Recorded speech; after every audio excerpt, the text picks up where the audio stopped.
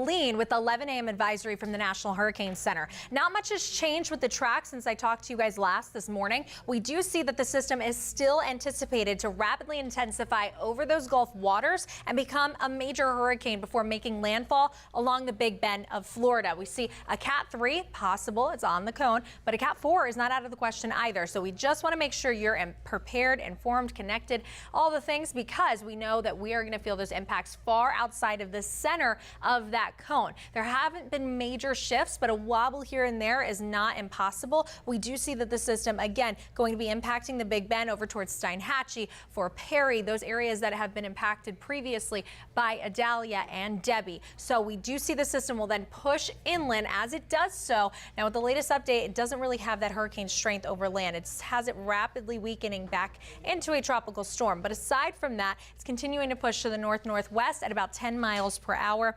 But what you need to know, the impacts for us here are going to start late tonight into the overnight hours, heading into your Thursday. Thursday all day going to be a wash. That's going to be a rainy, stormy day that you want to stay indoors. So that way you can keep you and your family safe, of course. So you still have plenty of time, guys, to get everything you need together. Double check your kit, make sure you grab any supplies that you need, and make those last minute preparations. But if you're thinking about evacuating, or you need to, and you have those mandatory evacuation alerts or orders, we want to make sure you are evacuating now. Now is the time to move. You don't want to wait until tomorrow while the conditions are going to get worse. Now, the impacts that we face: storm surge 5 to 8 feet, possible rainfall 3 to 6 inches or even more in some areas, and winds anywhere up to 55 miles per hour, gusting to 70 miles per hour. So you need to make sure that you know your zone, and also stay tuned for more updates, because we still will have changes with the system as it's located just off the Yucatan Peninsula here in between there and Cuba,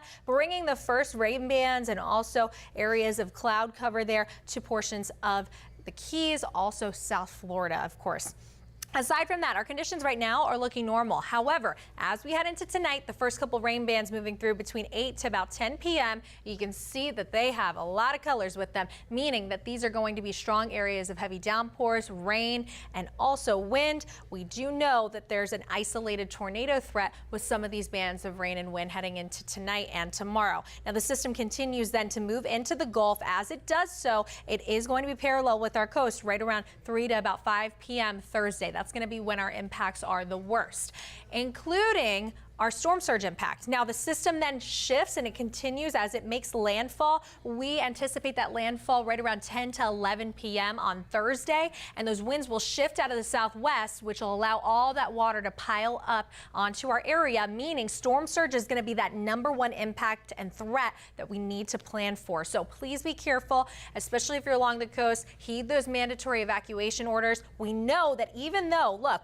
I know people are saying, hey, we're not in the cone, but look at all that yellow. That engulfs our entire area. So everyone, regardless of whether or not you're in the cone, will be feeling impacts from this system because of how large the system is. Now, once it makes that landfall, conditions will improve. We go back to normal heading into Saturday. But for right now, we just want to warn you, look at this. We have different watches and warnings underway. Hurricane warnings still here, the entire area under a tropical storm warning. So here are some of the local impacts, county by county, to go over with you. We do see that the majority of the impacts for our northern zones start Thursday 6 a.m. to Friday 6 a.m. Impacts are going to be winds 50 to 70 miles per hour. They're going to see some stronger impacts in terms of what we're expecting for Hurricane Helene because of how close they are to landfall. So closer proximity to the Big Bend is going to be our nature coast right here. So Citrus, Hernando, Pasco, expect your numbers to be higher in terms of storm surge and also wind speeds along the coast. We do see for Pinellas and Hillsborough that we have that impact coming through Thursday 4 a.m. to 6 a.m. on Friday. The impact there a little less, but still definitely something you want to take seriously. 45 to 65 mile per hour winds. Bring in the patio furniture. We've done this before. We know what this looks like. We're not here to hype anything up. It's just the facts. Isolated tornadoes are possible. We do see rain anywhere from 3 to 6 inches there. So travel just not advised Thursday. Just get it out of your head now. And then a little farther to the south, of course, further away from what we know as going to be the area of landfall later on, right? So Sarasota, Manatee, we know that rain is always an issue for you guys, along with surge potentially 3 to 5 feet and rain 2 to 4 inches. So areas could be flooded. Still, we have flooded out areas from Debbie. So just be careful, be mindful of that. Also seeing farther inland, isolated tornadoes are possible. Wind speeds 35 to 55. Rain a little less at 1 to 3 inches. However, you just need to make sure you have our app and stay tuned for any of those changes. Now let's talk about the most deadly part and most important part of any tropical system. It's going to be the storm surge.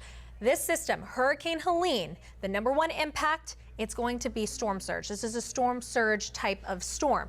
Keeping that in mind, 5 to 8 inches for the Bay Area. So make sure you make those necessary precautions. We have more winds topping out over towards Tampa. Look at this, 70 miles per hour gusting up there at one point. And we do see that as that system pushes away, of course, things will become better. However, with those strong wind speeds, take a look at this. We could be seeing some power outages Thursday. So with that in mind, it's no need to get in a tizzy, but today I'd go and pick up a portable charger if you can, and just make sure you have a way to keep your electronics going, especially if the power goes out. So think about everything that you would need that requires power and how you're going to get around that, because we could have areas with multiple power outages as we head into Thursday, and that is something to keep in the back of your mind. And lastly, right here, we have our severe weather outlook. As the system passes by our area, we have a level 2 out of 5 risk for severe weather on Thursday. As the system pushes away, everything returns back to normal and improves rapidly heading into Saturday